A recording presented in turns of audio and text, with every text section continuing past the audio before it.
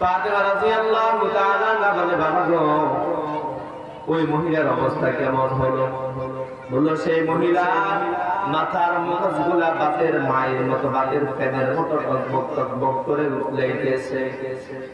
ওই দিক দিয়ে জাহান্নামের আগুনের তাপ, ওই দিক দিয়ে জাহান্নামীদের কান্নার আওয়াজ, ওই দিক দিয়ে মহিলার চুলের উপর ভর দিয়ে জাহান্নামের উপর রাখা হয়েছে।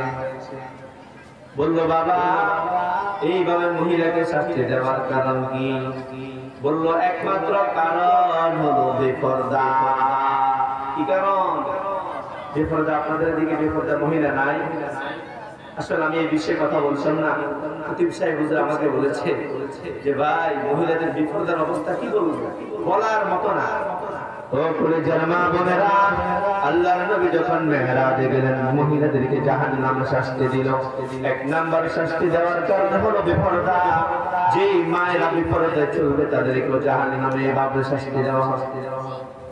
অপর দিক দিয়ে যে সকল মা বোনেরা পর্দা করিয়া চলবে, আল্লাহ তাআলার বিধান অনুসারে চলবে, আল্লাহ পাক রব্বুল আলামিন তাদেরকে জান্নাত দান করবে।